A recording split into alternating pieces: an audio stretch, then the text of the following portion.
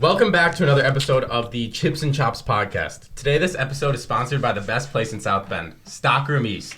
Stockroom East is an intentional, creative community center that offers internet, conference rooms, event spaces, a podcast video studio, 24-hour access, phone meeting rooms, and lastly, an amazing community. Go down to the link in our description to check them out. With us today is a man who needs no introduction. He's known around the South Bend area for some of the controversies that he has been associated with. But really, he's just a young man who is trying to better himself. He's passionate about mixed martial arts, film, music, and much more. The first time I was introduced to Devin was a crazy day, right? Over the summer, Devin and I participated in a lifeguard training together. And, we were taking the lifeguard training test. And one of my coworkers kind of told me a story about Devin that shook me the wrong way. They told me that one day at this pool, Devin was lifeguarding, and there was a boy in the pool who started struggling, right? He was a really bad swimmer, I guess. And, Devin did what a lifeguard's supposed to do. He jumped down from his lifeguard chair, but unfortunately his tube got stuck behind him, and he basically he was hanging there. It's like Superman without a cape. Yeah, so that's how I heard about it, was that Devin's an awful lifeguard and he ended up being from a lifeguard chair. All right, come on. That's not better than 574. There's two sides to a story, Devin. So, what really happened that day? Okay, let's just go back to the first day, the first time we met. That was one of my times taking the lifeguard course, but I was retaking it, I was getting recertified. So, I saw you that day. I was like, dang, who is this kid? He's kind of loud. I'm just playing. Nah, he is. He is. I am. I was like, bro, why is this kid so happy? I was like, well, yeah, I want to be like this kid. But yeah, the story you were talking about, it is true. I did fall like that, and I did get it wrapped around my neck a little bit. I don't think I was gonna die. I almost died today, but we'll get into that later. What? Yeah, bro, I almost died today. But yeah, so basically we're just doing an in-service. If you don't know what an in-service is, when you're a lifeguard, it's you just train and make sure that if an event in the pool does happen, you're ready for it. You're ready to save somebody. So we're just running an in-service, and we were training and stuff. And one of the boys, his cue to drown or whatever, which was like a fake drown, started drowning, and I kind of just fell a little bit. Like I think I lost balance, and the neck was like wrapped around the chair, so I was hanging like this a little bit. I don't know how my feet were dangling. I really don't. I don't know what my feet were hanging on to. Maybe they just got caught and I just didn't know. But yeah, it was how'd you get saved? Dude, I don't even know. I just I think they just left you there. Did the kid fake drowning have to get out of drowning and save the lifeguard?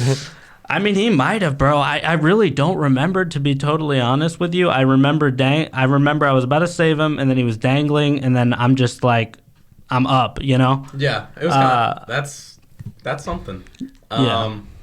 Yeah, so I guess my version of the story wasn't completely true, right? Mm-hmm. So you're not some person who just didn't let a kid survive, right? And that never happened again, Yeah. For the record. You learned your lesson and went on to save many lives. That's why we train. That's why we train. That's why we do our thing. Yeah.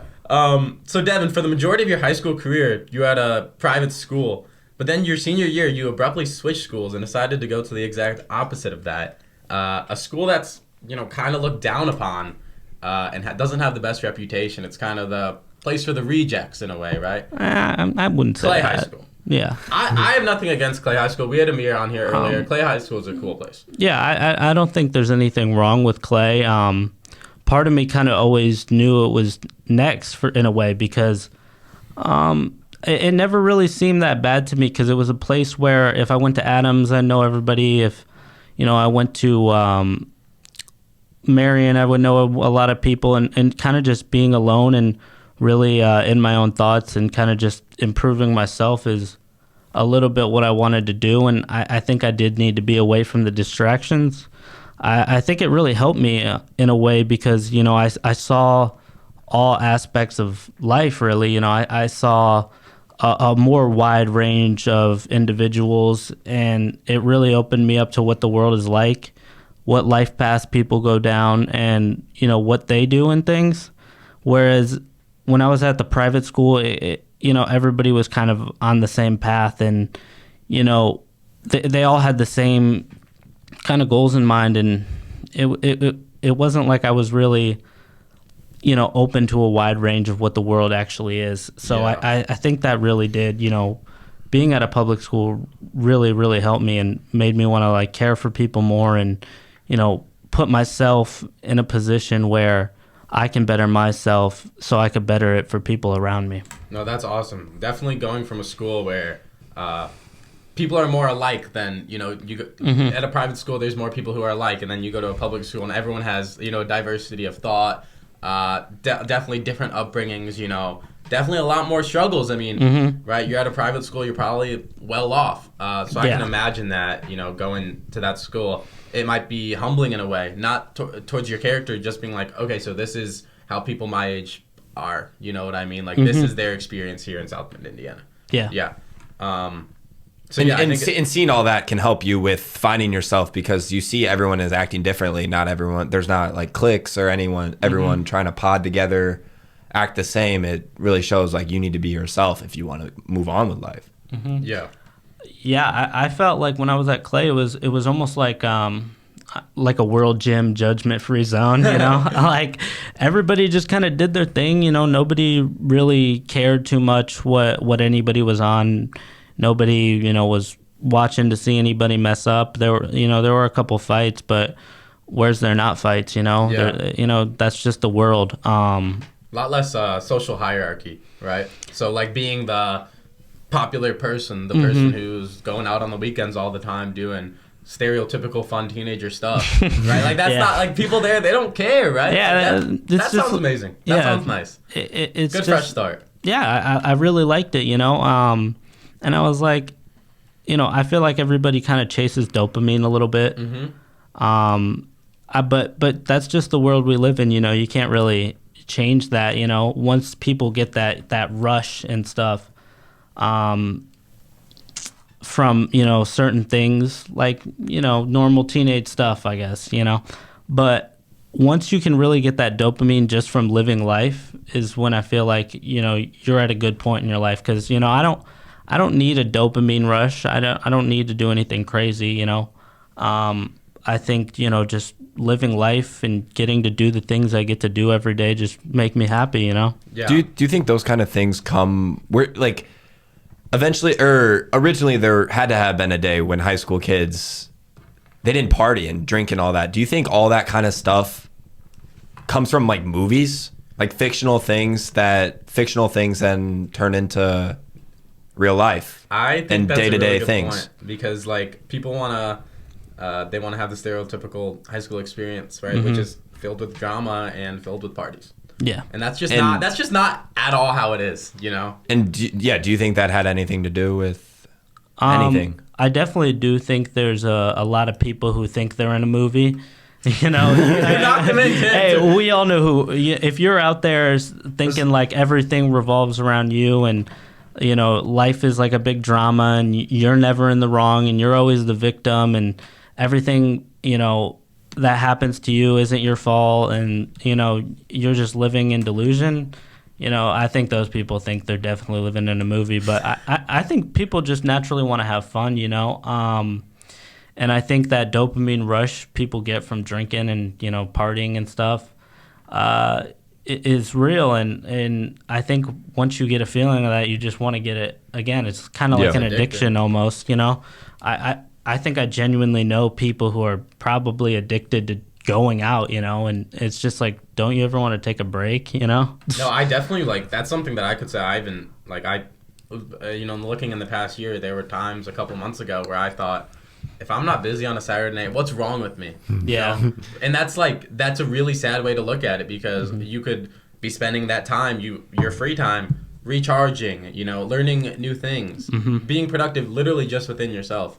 And like how you said, I think I heard this quote one time. It was, I don't need substances to get turned. I get turned because I'm me.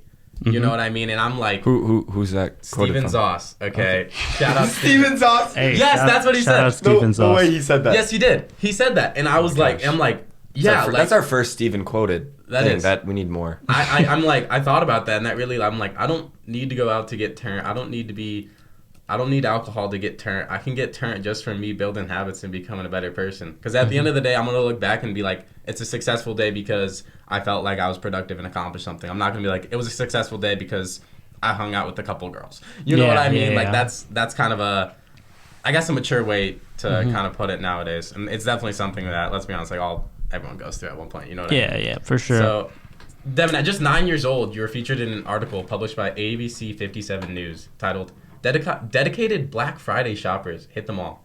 Fast forward to your high school days, there'll be videos of you training MMA with your friends going around social media. Obviously, you've been involved with the internet since a young age, but when did you really develop that passion for fighting and now mixed martial arts? So realistically, or not realistically, I don't know why I said it like that, but we started going to a boxing gym. It was a couple of me and my friends. It was free. It was ran by the South Bend Police. It was kind of like a free boxing class, and I just kind of went to it with my friends, and over time that they kind of just they didn't really it wasn't their thing, so I stuck with it. And boxing, it was fun and all, but I don't really like watching boxing, dude. Like, it's getting so bad, bro. You think it's like It's fixed. Not so much that it's fixed, but it's like, dude, why do we need 5 belts? There's like IBF and International Boxing Council, International Boxing so Association. it's oversaturated? That's the stigma of participation awards. Yeah. The more awards given out to you, you're gonna keep expecting that you're gonna win things. You're gonna keep expecting getting a reward for every single little thing you do. So they have to keep evolving and having more awards. Like, for example, NBA, NFL, all those leagues just keep making up all these BS awards. Yeah. Like, I don't know. It used to just be most improved, most valuable. Six man award. Now there's like, I don't even know. Best defensive player, best guard. Offensive player. They break everything up into groups. 26-year-old who happened to come from the state of Indiana or something. Yeah.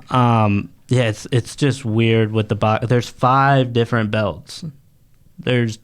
I can't even. And there name used to them all. be, and there used to be what, 1 or 2? I don't really know the history of the belts and all that, because I never really got into boxing because there's 5 champions, and just in the lightweight division, it's like Ryan Garcia and Devin Haney and what's his name, Gervonta Davis, Javier Fortuna. There's a lot of good boxing contenders, but they're just not fighting each other because they all want to keep on to Keeping their weight class and whatnot. They want to keep their undefeated record or something, right? Yeah. I would say that the podcast definitely, like, me and David have been kind of looking into mixed martial arts or boxing a little bit more.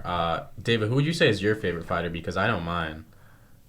We've been looking into this. I mean, Raul Rosas. Oh, Raul Rosas. He's definitely our favorite one, right? Why is he your favorite? There's just something about him, man. I don't know how to describe it. You almost look at him and you just like he reminds me of someone. I feel like, bro, like you're looking at him like who is this guy? I've seen him before. I've seen him before. Like what's his name again? Raul what? Raul Rosas Jr. Oh yeah. All right, everyone look up Raul Rosas Jr. in the comment section. Tell us who he looks like. His nickname is Meat Meat. Yeah, look him up. Look him up. Yeah. Okay, so like I said before, you've been involved in internet and social media from a young age. Let's be honest, the most popular man on the internet also happens to be into mixed martial arts. Andrew Tate. Kind of interesting. That's really funny. I think this is kind of like the first in like the whole world. It's like someone who was so big on social media getting arrested and like it being such a big deal. Right? Yeah. You look back in the last 20 years of people who've been arrested, they're not big, like they're not social media, they're just famous people. Like rappers, for example. Or I'm gonna say Epstein. Oh. Right? Like that's someone that's famous who hangs around famous people. Andrew Tate is someone who's famous who hangs around Twitch streamers. Right? He's not. Is he he's mainstream for people our age who are on the internet. Yeah. He's not mainstream for parents. Like my dad doesn't know who he is. Like he's self-made. Yeah. And it's parents are starting to know about him now that he's getting into the news for getting arrested and whatnot. But before, like he's just a social media marketing genius. But I think this is something that's kind of gonna like change the way, just how life works. Like at the end of the day, if you're like social media famous is a lot more important than being like, hanging around famous people, like, or having that successful business and having your own island. Yeah, it's showing that you can do things by yourself. If you have clips of yourself in public speaking going around on the internet, everyone's gonna know your name. You know what I mean? If you push it the right way, and he pushed it the right way with the various different techniques he used. Yeah, I wrote down some of his popular quotes. No. What were you gonna say, Devin? First. Oh, I was just talking about how he used the Hustler course to get people to post his clips everywhere. I mean, it's smart. Yeah. So I'm gonna give a few of Andrew Tate's most popular quotes that have really made him go viral, and let's all talk if we agree or disagree with them and why. Right? Okay. He's a very polarizing man, but these are quotes that are not super duper polarizing. There's not a girl on this planet today who couldn't walk outside, find a man who is nice to her, loyal to her, and make her his queen. Do you think it's really that easy for, relationships to happen like that nowadays? I don't really think so. Just because it's more than that. It's not just finding someone; it's finding someone, and then you both kind of have to let down your ego or let whatever you believe aside about how much you care about each other and things like that. You can't take into account, what you think. You have to be totally just, let selfishness out of the way. And it's not that easy for anybody. It's not that easy for a man. It's not that easy for a woman. Finding love isn't just about finding someone who's going to take care of you. It's completely selfless. I don't think I've ever been in love or anything, but I just think that's just because it's such a rare thing to have, So I don't think it's easy for anybody. Do you think high school love is real? Like if there's a high school couple that says they're like in love, do you believe? I don't know. I wouldn't want to judge anybody's relationship or anything, but you just really got to look into it as, your partner being totally putting herself out of the picture and just focusing on you, and are you trying to reciprocate the same thing? You just have to look into it really, and it's more just down to what you define as love. Like, what would you define it as? God, that's like the hardest question anyone's ever asked me. All right, I would define it personally. If there's two people who they may have a problem, but they put the other person's problems first, and vice versa. So, therefore, they're just gonna come together, and one person's having an awful day, the other person's gonna be there to support them, build their bridge back up. They're the glue to the. I don't know. So what would you say is just like a baseline definition of love? I don't think there's a baseline definition. It's a a complicated thing. That's like. I'd say it just goes down to being selfless. Yeah. Always putting your partner first, and it's really hard to do, especially with all the distractions and stuff. Like, people get a lot of girls get a lot of DMs on Instagram, swipes on Tinder. You got to kind of put that stuff outside the box and not even really think about it, because there's a lot of people who will be like, well, I have options. I don't have to settle for this, and it kind of messes with it. Yeah, it's a sad thing because deep down, love is a feeling. It's not an action. You can show affection, but love is just a feeling, and feelings come and go. So it's more like you need to find someone that you can be loyal to, because loyalty is a characteristic, not a feeling or something that comes and goes. It's something that if it's broken, you can't get loyalty back, but you can always deep down you get love back, because love is a feeling. No, that's I think I look at this quote and it's like, right, there's not a girl on this planet who today couldn't walk outside, find a man who is nice to her, loyal to her, and make her his queen. Tate is basically insinuating that men are insanely down bad nowadays. Right? He's saying men just fiend for some sort of, closeness with a woman, which is I look at that and I'm like, it's true.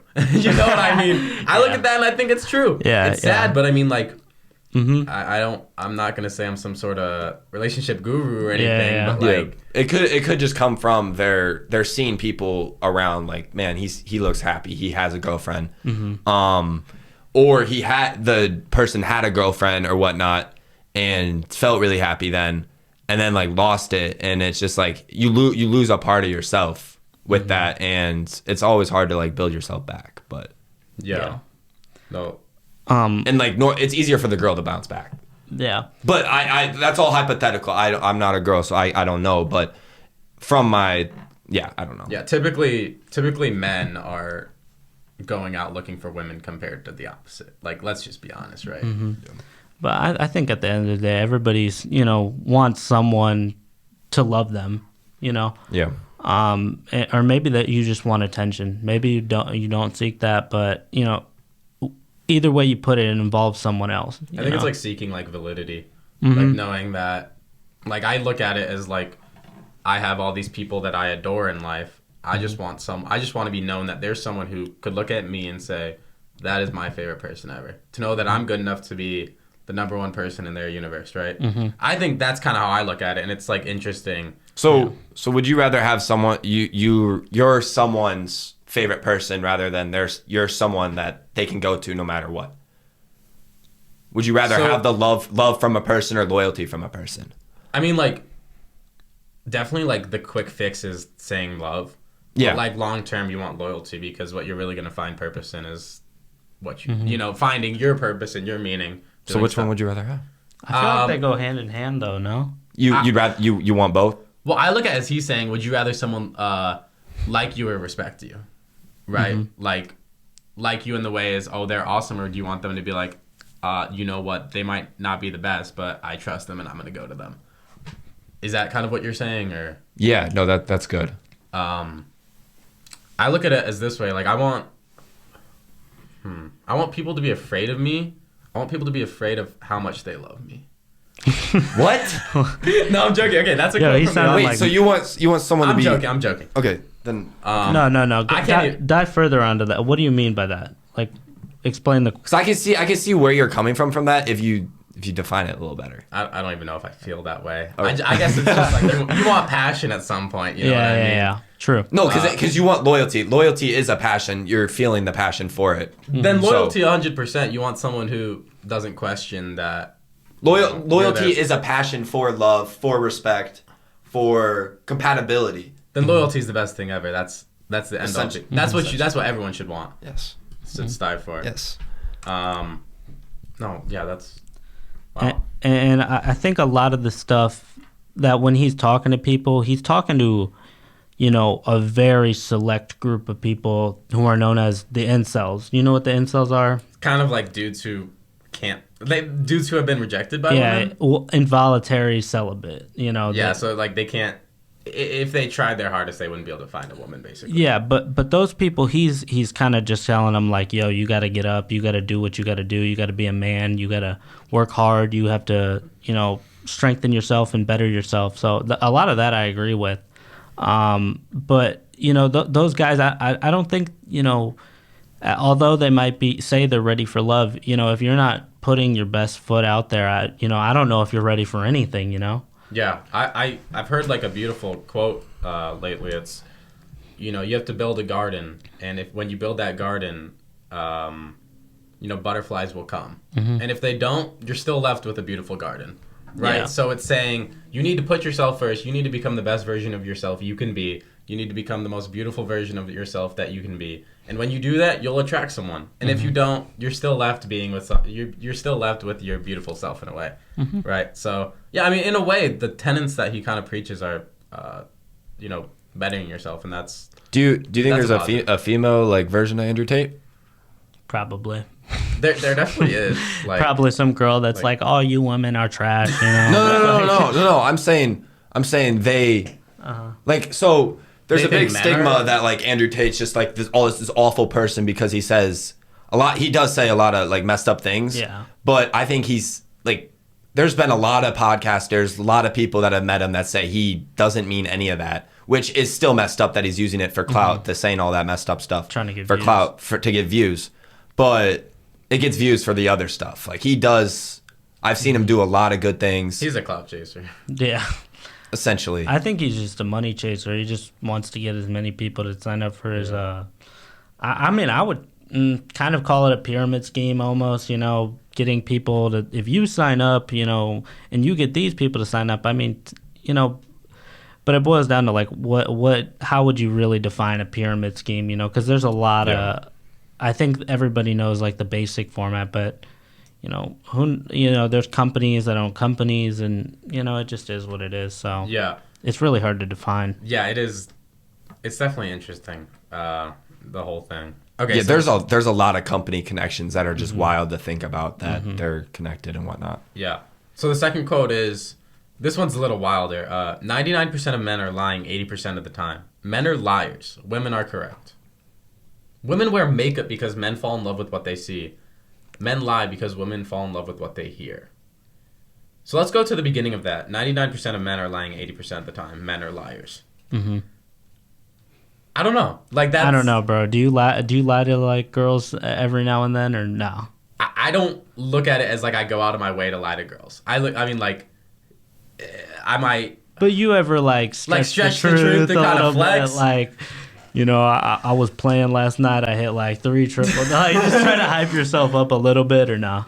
I don't know. What about you, David? I feel like this is Yeah, be honest. it's a genuine thing, because like I've never done it, but I can see why someone would, because they don't feel confident in themselves. So they think what was that term you used before for the men that can't get Involuntary celibate? Incels. Incels. So like there's incels that like feel like they can't get anyone because they haven't gotten anyone, and they see what dudes are like getting women to like show them attention, and they're like, okay, I need to be like that. I need to be like an a-hole. Yeah. I need to, well, not an a-hole, but they need to be like someone else to get someone that likes them. But deep down, like there's a woman that feels like they can't get any dudes, and they have to go feel like they have to act out. But deep down, they could both be compatible for each other. They're never going to know, because they're both acting in completely opposite ways and how they truly are, like when they're at home. Yeah. Like everyone acts different at home. Everyone acts more themselves when they're at home, because they're with their family. Their family knows who they are. Yeah. But there's kids you meet every day that don't know who you are, and you're going to go act out. Like that might be something that happened at or whatnot, is you, like I don't want to like push boundaries, but like maybe you went to old school, like you might have felt like you needed to act out to get that attention, and once you went to your other school. Oh, Clay's fine. Okay, Clay's fine. Right. Okay. Once you went to Clay, then you really felt like, like there's kids that are all different, and they're all getting they're meeting friends. Yeah. So basically, you went from a place where you were really trying to fit in and you didn't, to then going to a place where fitting in meant not fitting in. Right? Is that kind of what you're saying, David? What? Yeah. Okay. So like, my question is like, how did kind of that, being okay with who you are as a person and not fitting in, right? Because at the end of the day, like, we're all weird. You know what I mean? Like, that's just how it is. It's not something to be looked down upon. How would you say that really, like, impacted you, like, bettering yourself? The way I bettered myself was really just distancing myself from everybody. There was a lot of times where, I was still going out. I was still with my friends, but, towards the end of the year, and when I was really like, okay, I really gotta, the school year's coming to an end. I'm never going back to school. I was just like, I got a lot of work to do. I kind of embarrassed myself in front of a lot of people. I don't want to get into it too much, but it happened 2 times in a row, and it just made me realize, like, man, I got to make a change. I got to make a switch. I got to start training more. I got to, work on myself, work on everything I want to do, find out what I really like.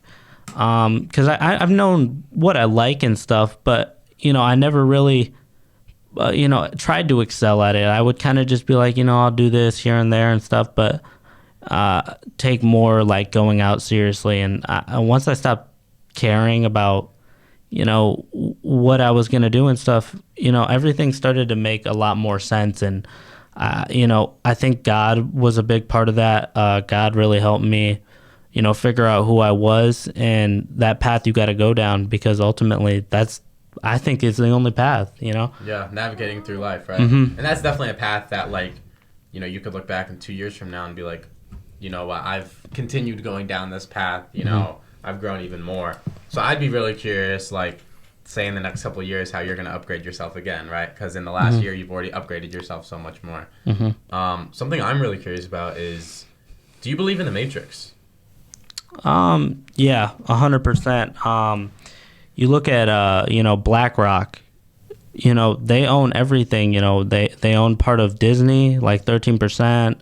They own like 18% of Fox. They own, you know, everything, and every Like big, they own, first of all, they own CNN and Fox, who are completely opposite, or they own part of each, which are completely opposite, push opposite parties politically wise in United States, which it's like it polarizes people, separates people, and that's the problem. Is there's so much separation, whether it's in high schools, not politically. There's just everyone's meant to hate and on other people. And I feel like that's just pushed from major news, because if there's no unity, there can't be buildings. Yeah. Buildings don't come together from the stones over there, the wood over there, the lights over there. They all got to come together to build that building and go to the top of the world. Yeah, and like the number one way to separate people is to, you know, not necessarily control, but censor what they see and what they hear.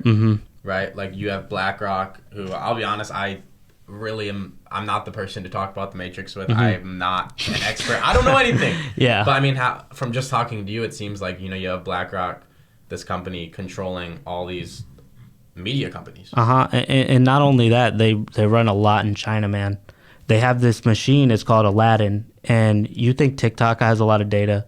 You should see what's on Aladdin, bro. It's got everybody's data. It's probably got your data. It's probably got my data. It's probably got your data. They got the podcast data. And they run it. Bro, if they hack the pod, bro, I'm not going to be able to live. Yeah, bro. We're probably running through Aladdin as this screen is filming. We are running through Aladdin. And, bro, Aladdin is the Matrix.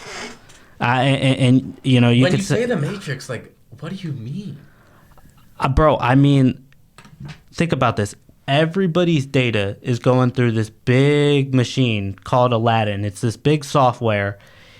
It runs what we're going to buy, and it affects the market. So if it sees, okay, a bunch of people are going to put money into this, a bunch of people are going to put money into that, this is going to go down. It runs all that data, and it could almost accurately pinpoint what is going to happen to the market to an exact T. And when you can run all that, you can, you know, sell when it gets low, you can buy when it gets high. You know everything, man. And that's what Aladdin does, and that's what BlackRock runs. They have, dude, everything. So it's like a monopoly at the top. Is that like? Yeah, I mean, and then what they watch. Yeah, it's a real thing, man. So do you think that? Do you want to go ahead? Yeah. Okay. Do you feel people are on a set path? So basically, you're set from age 0 to age 150, even 150. No one's ever lived that high, but say 150, and it has your journey set out, what you're gonna do throughout your life. Because there's crazy things that if you think about, what if that didn't happen, crazy stuff wouldn't have happened, right? Yeah. Like if I wouldn't have gotten Joey to join my business class, we would not be sitting here right now. I would have never. Yeah, we would have never been. This might never be happening. Yeah. So do you think it's set, and the actions, the way you go about the things you're supposed to do, is how you are set to go through your life? So if people die of a young age, that's just because they made a mistake that then knocked them off 10 years.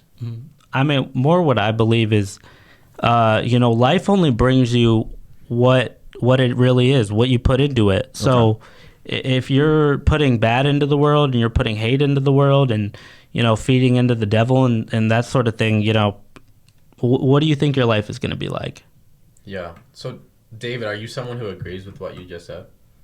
I don't know. That's basically what you're basically. I don't know. Like if you want to go religous, it's like God sees you sin, He forgives you for that sin, takes off a year of your life. Basically, what I hear you saying is, do you believe in free will or not? Essentially. And that's something that it's like. That's a topic that people can discuss It's almost a first. dangerous topic. It's like, you know, like I don't, you know, you have to. I think it's you might be right, but I think it's better to believe in free will because there's you don't just relax in life. You go out and actually. Yeah. Yeah, because that's the thing is like there's religious, and then there's non-religious people that they have their own variation of what like free will is. Whether that's like, I don't know much about it, but like astrology and whatnot. Mm-hmm. Well, that's just that's that's just people believing in rocks and no, but like that's their symbolism of like God. Yeah. Essentially is like the sun. I think the sun is like the most high or whatever because it controls the stones that control them. Yeah. Which could which could essentially it's like God essentially you put in. And God gives you these lessons and whatnot and builds you up. Mm-hmm. And those lessons and whatnot that builds you up are like the stones as symbolism. Mm-hmm. Like I feel like there's so much symbolism of ways people went off and branched off and did their own thing. And deep down, like it could all just be like someone could be laughing at us. Yeah. Do you think that like, so like people are victim of the Matrix? Right. Is that basically, your victim? Like, is escaping it possible? Like, yes. Escaping it. Because, like, there's a lot of, like, I don't think there's any way to escape the Matrix, dude. If you have a cell phone, you're in the Matrix. All your data's there. So we got to go off the grid.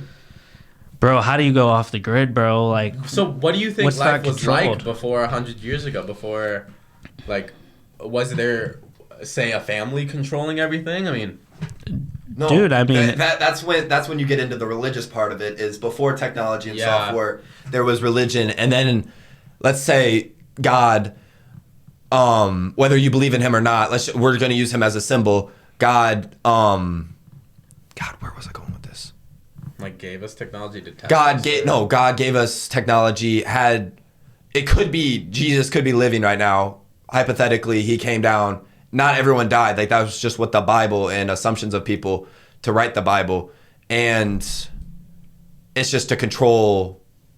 You kind of see where I'm going. Like they put it in to help control because it was starting to get too rowdy. Mm-hmm. So you see what I'm saying? Like after internet is a way that people on top use to control people. Let's say look at it this way. There was how many wars before technology and whatnot? There was a lot of wars, a lot of violence. War is what makes money, Yeah, there's a lot of war, a lot of violence. Technology, computers come out in the late 90s. That was right after Vietnam War and whatnot. There hasn't really been a huge war among everyone. There's been like war in Iran, war in Iraq or what. Well, the world, the Russia-Ukraine needs to be at war. Yeah, the Ukraine-Russia one is the biggest war that's happened in. I think that war is from technology now on, was going to be like an internet war type of thing. Yeah, no, that's like, what it is. The technology has advanced so far in the weapons industry that everyone would be wiped off the planet if there was another world war. Yeah. Because there'd be so much nuclear bombs, so much everything that it would have to get to where they have to just do it mentally. It's a mental war of everyone fighting together, dividing, and not conquering. Devin, do you think that educating people on the Matrix is important? Because there's a lot of people that just don't believe it at all, and they think if anyone says and they say. I mean, it depends on what you think the Matrix is. I mean, when I think of the Matrix, I just think of people controlling the media, people controlling a narrative and wanting to push something. But I think you should just kind of open your eyes, and free think. I think the more you just think in your head and think about your own thoughts and discuss them with people and no technology involved, no. Big media stories, just your own thoughts of what you think of life and stuff. I think that is really combating, pushing a narrative, Because that's like the symbolism of like Hunger Games or Maze Runner is they create division among all the people. They're all being controlled like little animals and only one can make it out, right? But once they come together, like two people make it out of the Hunger Games, right? Because they came together, they realized like this is dumb. Yeah. Like we're getting controlled. We come together, we both make it out. Like essentially, do you think that could be a thing that? Yeah, like these big companies are trying to divide us, and you think that if we just come together, then we can defeat that big company? Is that what you're saying? Dude, I think it'd be crazy if they put us in something like the Hunger Games. Yeah. That'd be so crazy. I don't even know what I would do. No, I'm saying this is the Hunger Games. I'd volunteer as tribute. So recently, Prince Harry wrote a book titled Despair and talked about his family issues, right, after departing from the royal family. Do you think it was necessary to talk about family issues and really put that out to be so easily digested? I don't really know, man. Like it's a big family. Like it's the royal family, It's a really big deal. Like, Yeah. he left and now he's sharing intimate details that. And I think you're always going to be competitive with your brother, and I don't Yeah. think your brother's wife, I'm not married or anything, and none of all my brothers are younger, but I feel like it's always like kind of like common that the wives kind of go at each other's neck a little bit, and maybe your wife doesn't like your brother. I feel like that's just common family stuff. I don't know if it had to be put out there, Definitely pretty toxic, but it could also, educate people on, like you said, the most popular family in the whole world, right? Yeah. So, yeah, it's really interesting. Mm-hmm. And what I did like about the book, though, is it really went into depth about his mother's passing and how he dealt with it, and he kind of just thought that she would come back and stuff one day.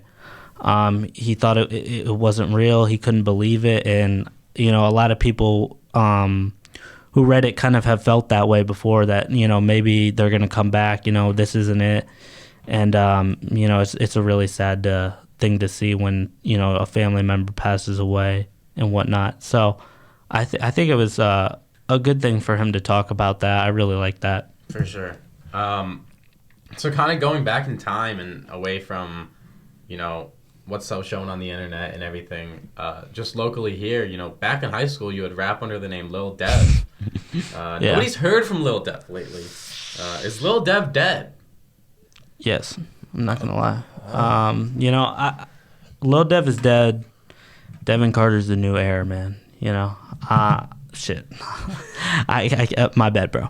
But I don't really like the Little Dev songs that much, man. I think if I put my time into music more, I could create a lot of great stuff. And I have like plugins and stuff now, and I'm really working on like hitting E notes, and I'm obviously not gonna hit no notes on here. Hitting the E notes, the C notes, the D notes, trying to really find a tune for my voice and stuff. So I might make more music. I might not. You never know. It's like a passion thing for you. Yeah, but it seems like now you've kind of become passionate about film and movies. Where did you develop that passion then? Like, what is do you want to be a film producer? Do you want to be a part of films? Like, what is your really dream with that? I really have just started watching films a lot more and really understanding what it takes to be a filmmaker. I do want to drop a lot of short films this year in 2023. I have big plans. I got a lot of great friends behind me willing to support me and, act and stuff. So I think I'm going to have some really great projects coming out in the year 2023 that are What kind of genre? We're like comedic or like action based? I'll tell you this. You ever see I didn't really like it. I didn't really care for it. I thought it was a little too graphic and not needed. But I'm doing kind of like the same thing as the Jeffrey Dahmer series. Interesting. I'm following someone who really lived in this world and had a day where he did some terrible things, and what led up to that was crazy too. And I read this message that he put out into the world, and I see a lot of things. Like I can actually visualize it, reading it, and what he put out into the world, and how much hatred this person had for the world. And I want to recreate that hatred in film. To kind of that's really impressive. I'm excited to see what and who this is about. It's gonna blow your socks off, my boy. It's gonna be good. Yeah, so I mean, going back to that, seems like you have a couple passions that you can kind of really keep going with you for the rest of your life. And a lot of people don't have that. They don't have things that they know that they're passionate about that they can pursue. Yeah. So to me, it sounds like entertainment and storytelling. Yeah. Right? If someone didn't have any passions, like how did you find this passion? Because I feel like passions are something that find you. And if you just feel like you don't have that passion, what do you think can help you find that passion? I think I was just always realistic with my thoughts. With your thoughts? Yeah. Keep Oh going. my You're God, good. You're bro! good. I don't even have a lisp. I don't know why that. I was always realistic with myself. You know, I always knew, dude. Look at me. I'm not gonna be a basketball player. Yeah. You know, I played football, but like, Yeah, you're a guy. I didn't play for real. You know, I'm not. You know, I'm not a huge dude. So I was just like, I always was like, I just like making videos, and I would love to sing and stuff. I always just sung songs around my house and stuff, and sung for my parents and stuff, and my mom would put it on Facebook and stuff. Yeah, that's how you really started with the internet. Yeah. I always just You've wanted never- to do yeah. this stuff, man. That's awesome. Yeah. So before this podcast, you said you had questions to ask us. Yeah. I'd be curious. We could go into that in some sort of segment. Yeah, 100%. So, you know, why did you guys, like, what do you guys stand for? Like, what do you want to put out into the world? I think that what I would want to put out in the world is really just a message of people putting themselves out there, right? Like how we were talking about before, people shelter themselves because, you know, in a day, you'll say 1,000 things to yourself that are bad, right? You'll say, "Oh, I suck. I'm the worst." Right? But you say a lot more worse things to yourself than you do good things, right? That'll affirm you. So I guess I don't know. I don't want to say I want to inspire people, but I guess I just want people to pursue their passions and to feel comfortable being themselves. Yeah. What about you? That's something I definitely would stand for too. Is that a lot of people fall into, I don't know if it's the way they grow up, the parents that rose them, but to really just break out of what they were told to do all the time, and things that just like they do something, instant feedback, rather than they do something and it's like, man, that was really dumb of me. Like, why did I do that? And rather than, because if they get the feedback from someone else, it's kind of like, like advice is good from people, but comes to a point when they just hear it or they just listen to it. They don't hear it. You know, there's the big thing. Once you listen to something, you have to you have to think about what you heard. So you see something you did, you really have to think like, that was dumb. Like, I don't know why I was doing that. And now if someone else told you that was dumb that you did that, it's like, nah, I really liked what I did there. And it's really just that you need to make Yeah. So your you're saying, opinions like, off of yourself, learn your lessons. You are the lesson and your test. You test yourself every day. You learn your lesson from the test every day. Yeah. Rather than you get lessons from people and you go then have the test. It's you have the test and you have the lesson. Yeah, so it seems like, you know, like that's talking about just like in life. But I would say like with the podcast, which is kind of our passion now, starting out, I definitely think our purpose was a lot different, right? Like we just looked at it as something fun, just like to talk to people about what they do, right? Yeah. And I think now it's kind of something that's more of like a passion and something that's a really big part of our lives now. And it's a little deeper than that, right? Yeah. You want to, you know, create a better podcast. I mean, I remember I watched the first episode and it was like Jacob Haley, I think. Yeah. And, you know, you guys were just sitting in somebody's room, somebody's attic His or attic, something. yeah. Dave was eating food. Like, why would you just bring a bag of food to eat while we start the episode? Well, I was hungry and T. Allen's was open, so I had to get myself a little hot dog. Should have went to Yellow Cat. Yeah, it's definitely like, God, it's just become something that's like more professionally produced, Yeah. right? Which is just a thing with everything, is that you always you come up with the idea. Yeah, The everybody idea, evolves. Yeah.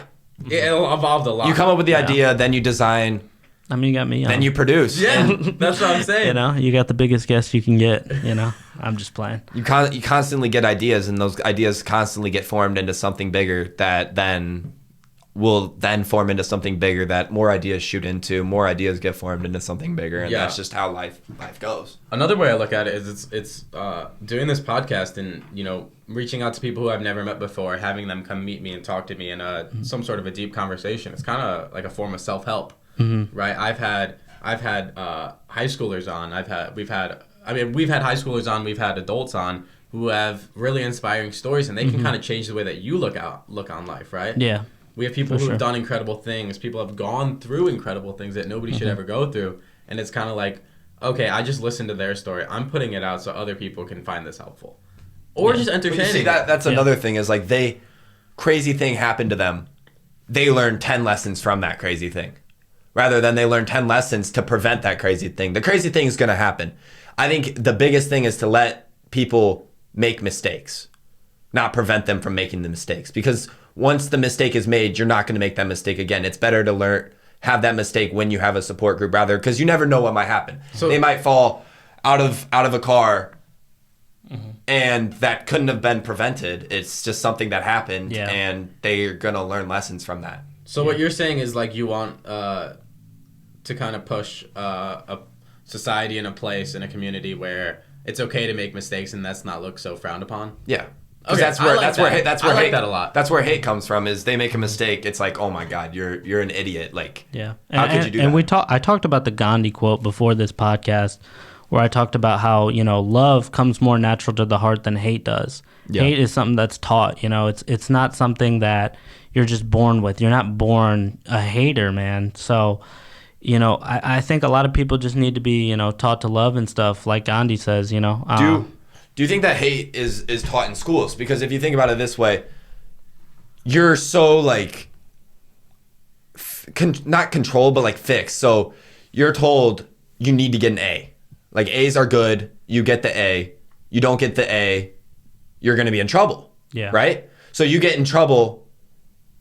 Like, who cares? Like, I'm not going to get an A the next time. It's rather you learn from that. Say you get a B, you learn what you did wrong on that test, and just you know the answer next time. Why is it you have to get in trouble and lose things when you just didn't know? When you could gain. Yeah, I mean, schools are always really difficult because, I think they do want to do the best for children, but, there's so many situations. Maybe you can't make it to school.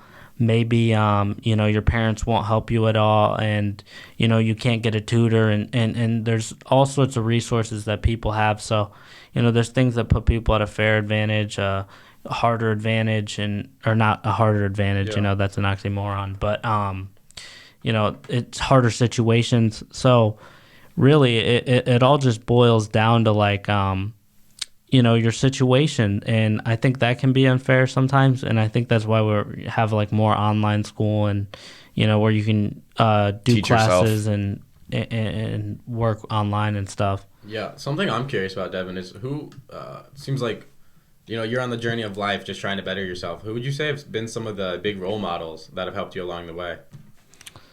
My uncle has always, pushed me in the direction to find passions and like things that, that make you and really, discover, new interests and things. He would play video games with me. He would see what video games I like. He was a great role model in my life, and we would have, dude, we would go crazy on, like, when I was younger and stuff. We used to get on skateboards. We would like take brooms and stuff, and like we would like run each other over. Like, dude, like Quidditch or something. Yeah, bro, we played like rough games and stuff, and it was always fun and stuff. And we always kind of created like creative little games and stuff, and it was super fun. Well, man. that's like what they say. Like, less structure is more structure. Mm-hmm. Yeah, that's. Do you understand that, Joey, or do you want me to? What you're saying. Explain it for me. I mean, like you're saying, like people think. Like I heard the quote, a cluttered desk is a cluttered mind. But I mean, you'd rather have a cluttered mind, right, than a clean mind in a way. Yeah, if that makes sense. Like if you're put within the chaos, then you'll learn how to deal with the chaos and work with the chaos. So like, if you're put into structure, then you're just gonna become smaller. Because when chaos happens, then bigger. You're used to structure and the same thing every day. Something changes. It's like, oh my gosh, I don't know how to function. So if you're taught from a young age, like nothing's going to stay the same. Yeah. You gotta, Yeah, Devin, I'm curious if you have any other questions for us. I mean, really about anything, right? Oh, man. What should I ask you, boys? What are your guys' big interests? What do you guys like to really bring to the podcast? And I know you look into other people, but have you ever like sat down and thought, you know, what should we want to talk about and what do we want to bring to the table? Like, what are your interests in, you know, is it snowboarding, basketball? So what like is if it, we man? were to interview each other or something? Yeah. Like if I was asked to be on a podcast, what would I talk about? Yeah. I think, do you want to go first or me too? You can go first. I would just, you know, list off some of the really important things. If I were to ask to be on a podcast, what I would talk about is breaking out of your shell, because that's something that has been a big part of my life. Something I could talk about was, you know, I went into freshman year, I was 260 pounds. Now I'm, you know, 188. Mm-hmm. I mean, like, kind of... You broke out of a shell. Yeah, Broke out of a shell, I've literally. been a big boy in my life too, man. You That's know? what I'm saying. So kind of like learning. Yeah, you did. To, the body that you live in. bro, you look good, bro. Yeah, Like thank you. learning to, you know, be okay with that and still better yourself, Mm-hmm. right? Because I mean, at the end of the day, you look in the mirror. That's gonna really impact how your day goes. Yeah. Recently, in the last probably month and a half, I've become really into fitness, and You've been more into it than just the last. I would say in the last month and a half, I've taken it like super seriously. Yeah. And like it's become a really big passion and something I want to get, you know, go on forever. Do you like doing a lot of cardio? Do you lift weights or? I'm not a cardio guy. Yeah. I'll go in and I'll try to beat my numbers that I did last week. That's kind of what I do. So like benching, dumbbells, you know. Yeah, stuff like that. Just kind of lifting weights. Mm-hmm. That's something that like it's a nice daily routine. And it has so much life analogies to where the more weights you push, the stronger things you push, the harder things you push. You come back next day, you're stronger, but you can't do it the next day. You got to wait a week, and then you're gonna find that you grew a lot. Yeah. You know what I mean? Yeah. You don't make day-to-day growth in the gym. You make monthly growth, and that's just how it is with everything. So you hit 100 one week, next week you're stronger because you hit 100 that week, and you can push harder, so you can hit 110 105. Yeah. or 5. I guess I don't know if I could have like the best interview in the world, I would really just want to talk about how I feel like I have one life, but there's been so many separate lives that I've lived. Mm-hmm. I look at the person I was when I was 14 years old. I don't look at them as myself. Mm-hmm. I just look at them as some sort of separate entity. Same with the person I was 10 years old, 6 years old, 16 years old. I mean, we evolve. We've been talking about it. That's why I guess, yeah, if I was on a podcast. This has really been dedicated to evolution. Yeah, that's what I would want to talk about. Mind evolution and physical evolution. How I've changed so much in the years. You know, how the person I was 2 years ago is like not me, I guess. You know what I mean? Mm-hmm. Dave, I'd be curious what you would want to talk about on a podcast. If you were a guest on a podcast, what would you want to talk about? I don't know. I feel like I wouldn't talk about my life journey. I would talk more about just things going on and my thoughts on things, because I don't know how to word this. A big sports guy, though, right? Yeah, I'm a big sports guy, so I would go on to a sports podcast. I'd give my takes, because that's another thing is a lot of people will go into arguments and not know the facts. Yeah, I got a good one though. What's your like hottest take, sports take? Sports take? Any sport. I don't know. This is too on the spot. Because Who's the basketball GOAT? Who's the basketball GOAT? Well, You're gonna say MJ, right? yeah, Joey. Or I was arguing this with someone. Someone was trying to tell me that Elijah Diller. He was trying to say LeBron James isn't a top 5 player all time. That's just crazy. Like not That's one ridiculous. or two, like not top 5. And this is because he's not respected by himself. So there's things like that where it's someone has this take, doesn't know any of the facts behind anything, and just goes with it. Yeah. Whether that's because they were taught that in schools or mainstream stuff where you're given a fact, that's the fact. You don't need to know why that's the fact. You just need to know that's the fact. Yeah, I have a hot sports take kind of locally around here. Oh, no. Brian Kelly is wildly overhated. You think so? I think so. You didn't think so when it first happened. You were his number one hater. I remember you texted me crying. You were like, yeah, like I'm crying. Like Brian Kelly's the biggest a-hole ever. I don't think I was more mad at him. I was more like just sad with the situation. But I was like the biggest Brian Kelly fan and supporter ever. And like lately, like people just prey on his downfall, and I'm like, I just want to see the guy succeed. I mean, at that's this just point. hate, bro. Like, I mean, we've been talking about it about this whole podcast. You know, they just need to learn from Gandhi and learn to love. You know, Once they stopped. I mean, you can criticize people though for sure. If you don't like a coach, I know a couple coaches, recently. I forget what NBA team, but they've had some stuff said about them, and you can voice your own opinions, but not just straight up hate and pray on somebody's downfall. Yeah. So David, you would want to go on one and talk more about society as a whole and kind of ideas. Like you'd rather talk about ideas than about people. Yeah, maybe just a way on that. how you evolve and how you should be taught, and basically just how you should be parented. Really? Okay. That's Because interesting. there's parenting from your parents, and then there's parenting from your teachers. Your teachers are also like a parent. That's true. Like especially younger. parent is another term for guardian, and guardian is another term for I guess teacher. Deep down, your teachers are guarding you. They're guarding you, whether it's from the world and teaching you the facts that they're supposed to give you, or whether they're just guarding you from day-to-day life. Yeah. Do you think we have a disciplined generation or not really? No. No. The thing is, I don't know. Kid, I'm a big advocate in freedom and Yeah. I don't want to. Because deep down, either the kids will learn or they won't. Yeah. If the kids don't want to learn, you can't learn. If you don't like something, you're not gonna do it. And if you don't like learning, you're not gonna learn, and that's just not. So Devin, you said your quote about Gandhi about love. Could you just repeat that? And then Yeah, so basically, this isn't an exact quote, but basically what Gandhi said was, hate can only be taught. It's not something that comes natural. What does come natural to the heart is love. So that's a quote that you live your life by. Yeah, 100%. David, do you have a quote that you live your life by? Because I have one that I live my life by. Say yours, and I'll think of one. Live and let live. That's a quote that I live my life. Dude, that's just on every TJ Maxx. My thing is That's like saying live, laugh, love.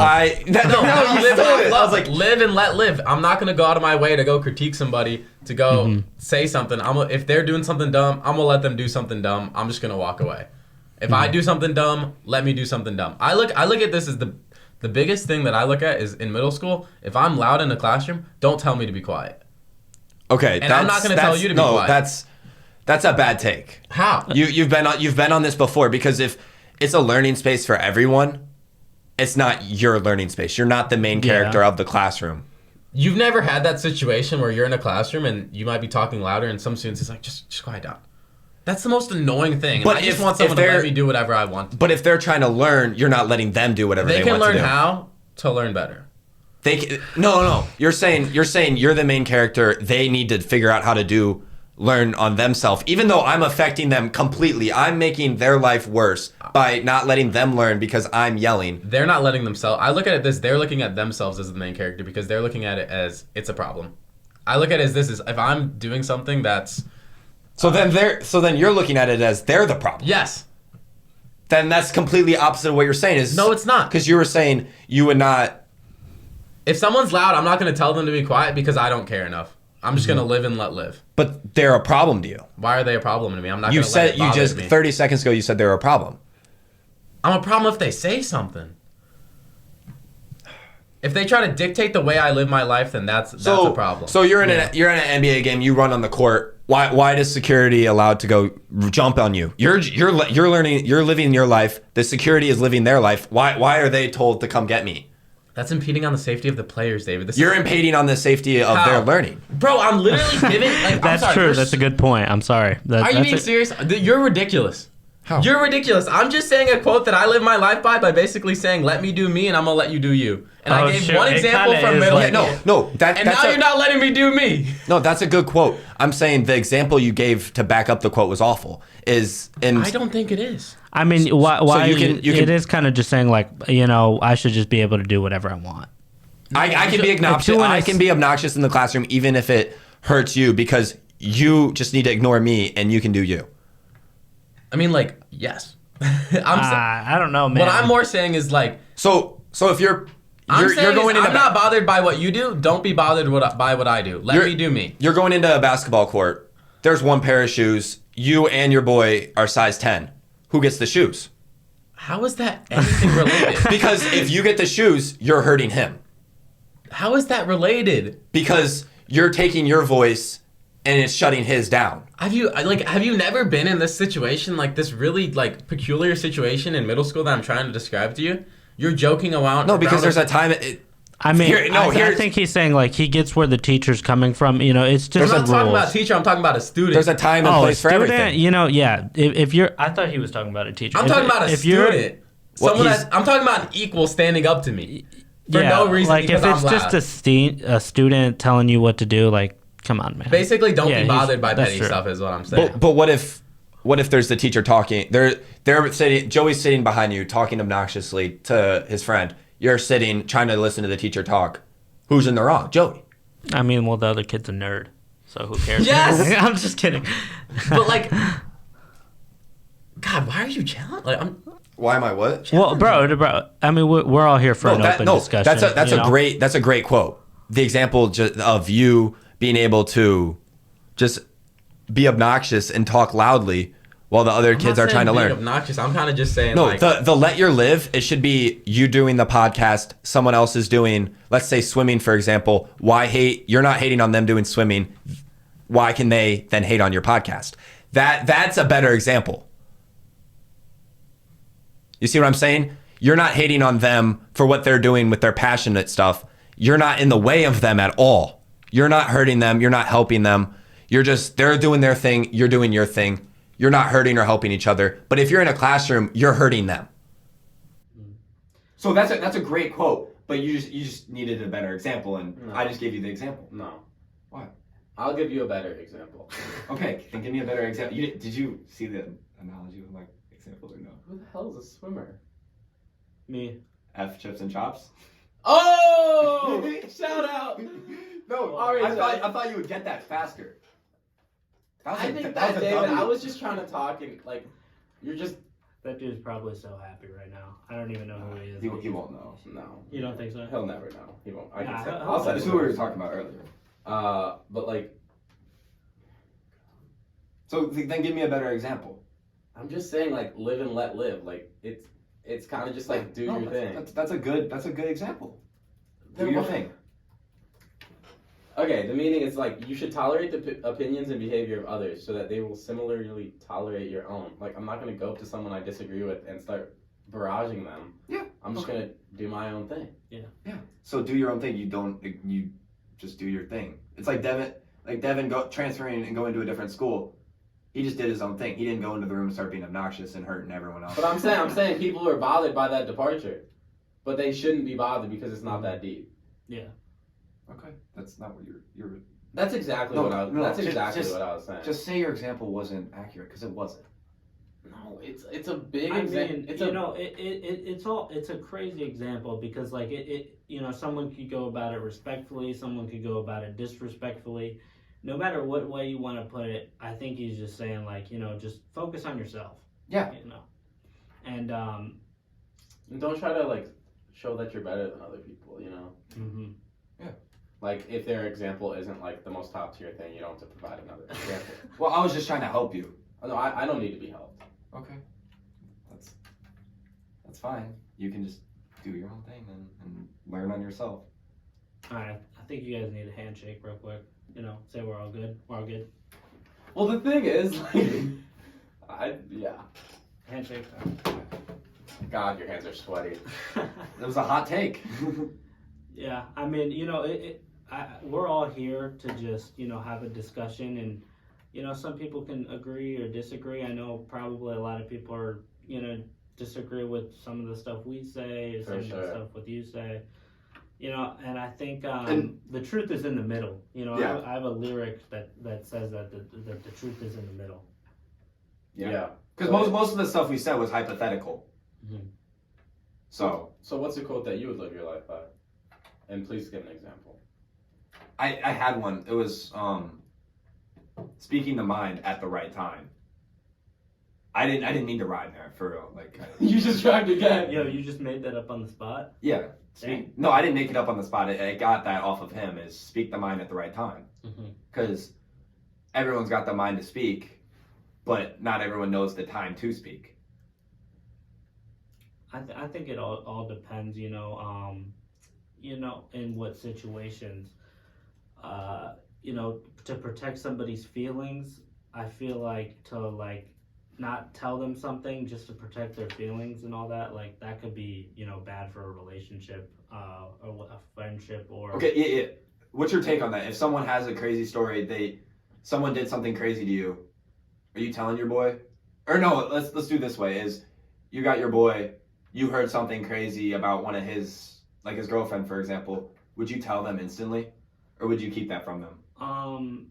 I would probably go to the girl first. You know, I'd probably ask No, her. like the girl told you. The girl told you that they did that, and would you tell your boy? Yeah, 100%. I mean, Right away? But it goes the other way around. If he told me, you know, he did something really, really terrible to her, and like I feel like I have to speak up, you know, maybe I tell her. Yeah. So Okay. it all depends. Okay. Huh. I think that's a good note to end on. Was there anything else? No, No, I want you guys to both guess what time we're at right now, without anything. I've kind of been looking. No, Dave, don't look, No. I gotta. because we're over, I think. Yeah, I think that. Like, we'll still have the audio from the phone, Yeah, we'll see. which is good. Because that last segment was really good. But what's your guess on time? Well, Hour 10. That's perfect. so we'll probably have I've most of been it. looking We well. just won't have the outro. Do we need an outro?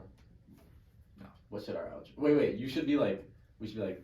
My name is Devin Ramish, and this is my story.